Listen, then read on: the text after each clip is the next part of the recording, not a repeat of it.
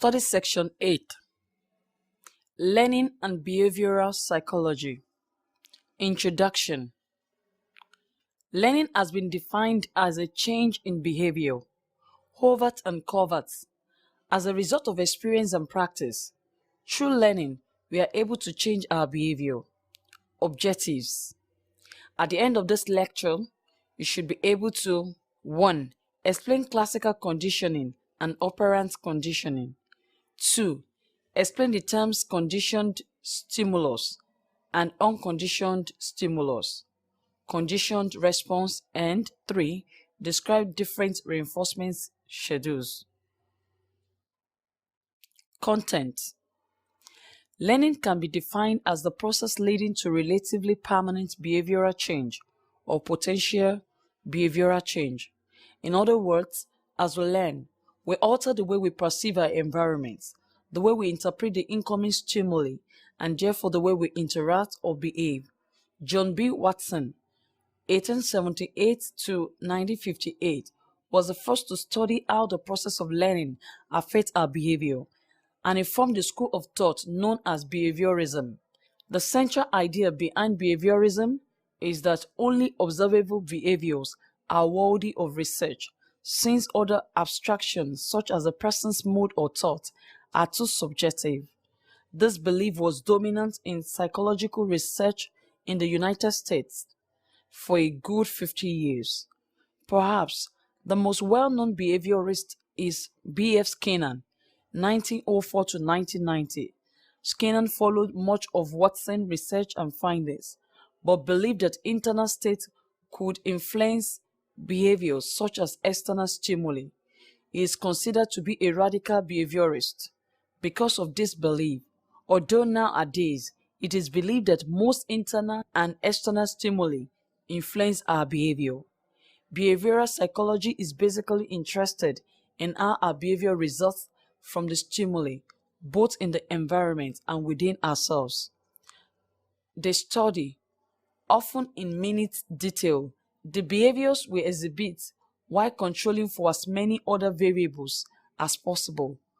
Often a grueling process, but results have helped us learn a great deal about our behaviors, the effects our environment has on us, how we learn new behaviors, and what motivates us to change or remain the same. Classical and operant conditioning. Classical conditioning. One important type of learning, classical conditioning, was actually discovered accidentally by Ivan Pavlov, 1849 to 1936. Pavlov was a Russian psychologist who discovered this phenomenon while doing research on digestion. His research was aimed at better understanding the digestive patterns in dogs. During his experiments, he would put meat powder in the mouths of dogs who had tubes inserted into various organs to measure bodily responses. What he discovered was that the dogs began to salivate before the meat powder was presented to them. Then the dogs began to salivate as soon as the person feeding them would enter the room. He soon began to gain interest in this phenomenon and abandoned his digestion research in favor of his now famous classical conditioning study.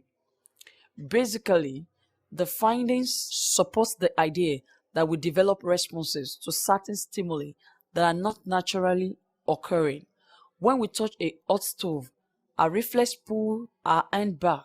It does this instinctually. No learning involved.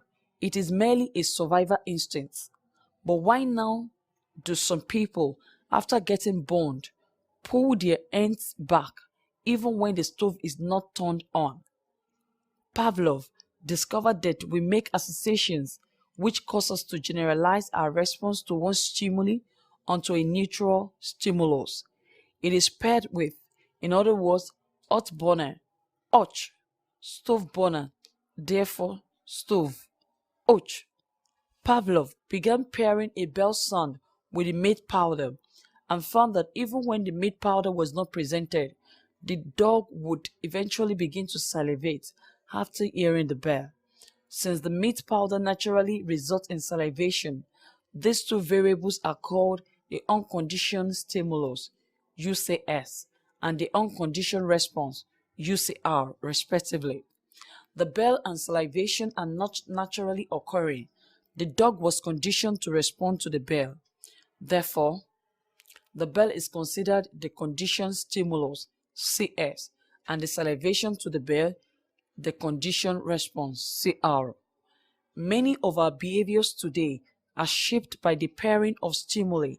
Have you ever noticed a certain stimuli, such as the smell of cologne or perfume, a certain song, a specific day of the year, and result in fairly intense emotions?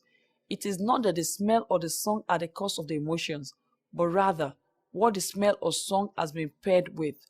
Perhaps an ex-boyfriend or ex-girlfriend, the death of a loved one, or maybe the day you met your current husband or wife. We make these associations all the time and often don't realize the power that these connections or pairing have on us, but in fact we have been classically conditioned. Operant conditioning. Another type of learning, very similar to that discussed above, is called operant conditioning.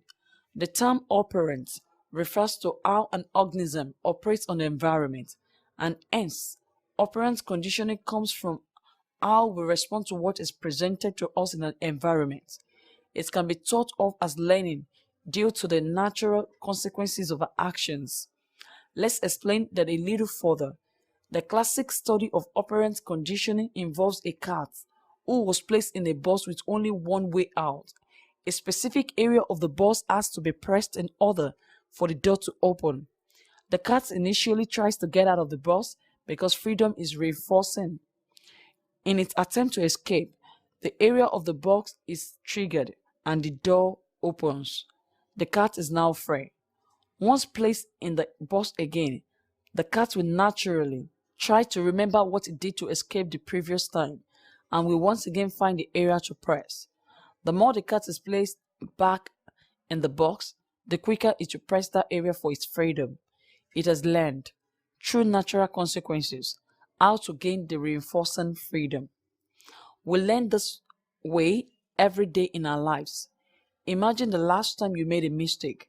You most likely remember that mistake and do things differently when the situation comes up again. In that sense, you've learned to act differently based on the natural consequences of your previous actions. The same holds true for positive actions. If something you did result in a positive outcome, you're likely to do the same activity again. Reinforcement. The term reinforce means to strengthen and is used in psychology to refer to anything stimulus which strengthens or increases the probability of a specific response. For example, if you want your dog to sit on command, you may give him a treat every time he sits for you. The dog will eventually come to understand that sitting, when told to, will result in a treat. This treat is reinforcing because he likes it and will result in him sitting when instructed to do so. This is a simple description of a reinforcer. Skinner, 1938. The treat, which increases the response, sitting. We all apply reinforcers every day, most of the time without even realizing we are doing it. You may tell your child, "Good job," after he or she cleans the room. Perhaps you tell your partner how good he or she looks when they dress up. Or maybe you got a raise at work after doing a great job on a project. All of these things increase the probability that the same response will be repeated. There are 4 types of reinforcements: positive, negative, punishment, and extinction. We'll all discuss each of these and give examples. Positive reinforcements. Think of negative reinforcements as taking something negative away in order to increase the response. Imagine a teenager who is nagged by his mother to take out the garbage week after week. After complaining to his friends about the nagging, he finally one day performs the task, and to his amazement, the nagging stops. The elimination of this negative stimulus is reinforcing and will likely increase the chances that he will take out the garbage next week. Punishment. Punishment refers to adding something aversive in order to decrease behavior. The most common example of this is discipline, e.g., spanking a child for misbehaving. The reason we do this is because the child begins to associate being punished with a negative behavior. The punishment is not liked, and therefore, to avoid it, he or she will stop behaving in that manner. Extinction. When you remove something in order to decrease a behavior, this is called extinction. You are taking something away so that a response is decreased. Research has found positive reinforcement is the most powerful of any of this. Adding a positive to increase a response not only works better, but allow both parties to focus on the positive aspects of the situation. Punishment, when applied immediately following the negative behavior, can be effective, but result in extinction when it is not applied consistently. Punishment can also invoke other negative responses, such as anger and resentment. Reinforcement schedules. Know what we understand, the 4 types of reinforcement. We need to understand how and when these are applied. Frestas and Skinner, 1957. For example, do we apply the positive reinforcement every time a child does something positive? Do we punish a child every time it does something negative? To answer these questions, you need to understand the schedules of reinforcements. Applying one of the 4 types of reinforcement every time the behavior occurs. Getting a raise after every successful project or getting spanked after every negative behavior is called a continuous schedule. It's continuous because the application occurs after every project, behavior, etc. This is the best approach when using punishment. Inconsistencies in the punishment of children often result in confusion and resentment.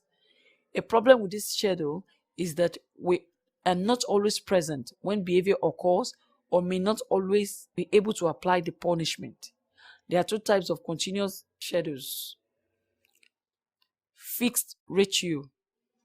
A fixed ratio schedule refers to applying the reinforcement after a specific number of behaviors. Spanking a child if you have to ask him 3 times to clean his room is an example. The problem is that the child, or anyone for that matter, will begin to realize that he can get away with 2 requests before he has to act. Therefore, the behavior does not tend to change until right before the present number. Fixed interval. Applying the reinforcer after a specific amount of time is referred to as a fixed interval schedule. An example might be getting a raise every year and not in between. A major problem with this schedule is that people tend to improve their performance right before the time period expires so as to look good when the review comes around. When reinforcement is applied on an irregular basis, they are called variable schedules. Variable ratio. This refers to applying a reinforcer after a variable number of responses. Variable ratio schedules have been found to work best under many circumstances, and knowing an example will explain why. Imagine walking into a casino and heading for the slot machines. After the 3rd coin you put in, you get 2 back. 2 more and you get 3 back. Another 5 coins and you receive 2 more back. How difficult is it to stop playing? Variable interval. Reinforcing someone after a variable amount of time is the final schedule. If you have a boss who checks your work periodically, you understand the power of this schedule because you don't know when the next checkup might come. You have to be working hard at all times in order to be ready. In this sense, the variable schedules are more powerful and result in more consistent behaviors. This may not be as true for punishment, since consistency in the application is so important, but for all other types of reinforcement, they tend to result in stronger responses. Post-test. What is learning? How is learning related to behavior? End of study section 8. Thanks for listening.